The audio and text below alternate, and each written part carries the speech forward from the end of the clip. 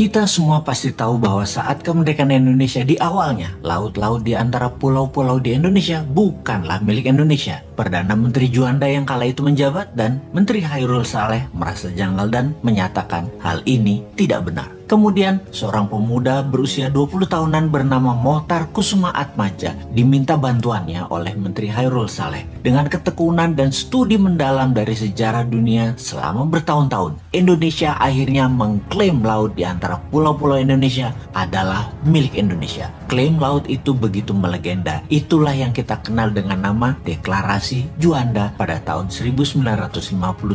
Seluruh dunia geger, dunia menentangnya dengan tidak ada yang menyetujuinya. Indonesia tidak tinggal diam dan terus mencoba meyakinkan dunia. Hingga tahun 70-an akhir dan tahun 80-an awal, Indonesia terus berjuang dengan gigih melalui diplomasi oleh Mohtar Kusuma Atmadja di konferensi PBB tentang hukum laut. Puncaknya adalah negosiasi Mohtar Kusuma Atmadja yang kala itu menjabat Menteri Luar Negeri Indonesia dengan State Secretary Amerika George Shultz. Dengan kelihayan seorang Mohtar, akhirnya dunia menyetujui bahwa Indonesia adalah negara kepulauan dan laut di antara pulau-pulau adalah laut milik Indonesia. Semua itu tertera dalam putusan Konvensi Hukum Laut UNCLOS atau United Nations Convention on the Law of the Sea. Waktu berjalan hingga lebih 30 tahun saat ini, di mana baru-baru ini seorang pakar hukum laut, Profesor Myron Norquist, menyatakan dulu ada seorang Indonesia yang bernama Mohtar. Ketika dia bicara,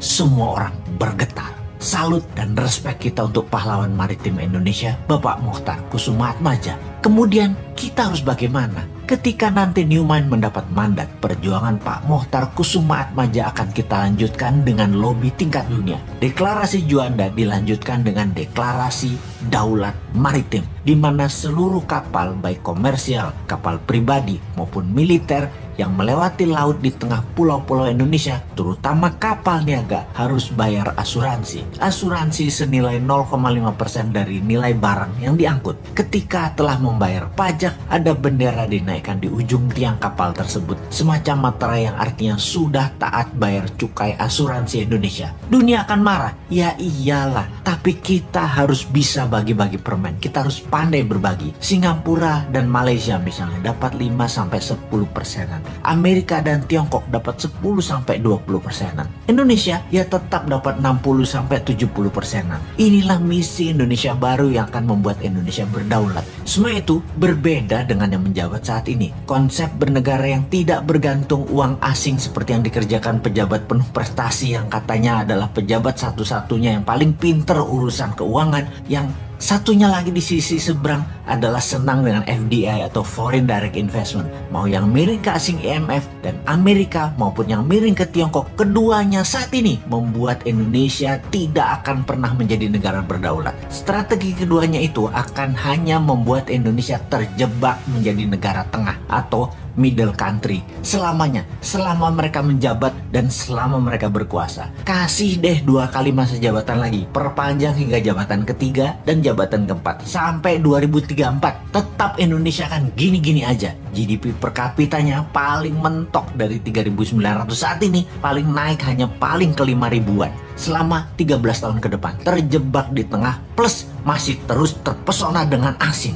Untuk itu Indonesia harus berubah, harus berani, harus kompak, harus satu visi, satu misi, yaitu membuat Indonesia berdaulat. Salah satunya kedaulatan laut beserta kemanfaatan laut serta isinya. Selama ini iya, wilayah itu wilayah Indonesia. Kita sekarang minta lebih lagi karena kita mengurusi kerusakan lingkungan laut akibat 100.000 kapal asing melewati perairan Indonesia tanpa kita dapat benefit apapun, terutama benefit finansial. Kita tekor. Sahabat muda, zaman berubah cepat. Indonesia harus lebih dihargai. Pak Mohtar adalah pahlawan maritim Indonesia dan kita akan lanjutkan perjuangan beliau. Ambil kedaulatan laut dengan membuat semua yang melewati bayar cukai asuransi. Diharapkan dengan nilai barang 2.000 billion atau 2 triliun dolar, 0,5%-nya kurang lebih Indonesia mendapat 200 triliunan rupiah per tahunnya. Lumayanlah buat nyicilin hutang pejabat lama pertama yang bisanya ngutang dengan etalase membangun pakai dana asing plus dilengkapi pasukan media buzzer sebagai alat pembenaran agar terlihat sukses. Intinya semua yang dikerjakan sekarang yang penting jadi sohor dan populer. Hutang kan yang bayar New Mind nantinya.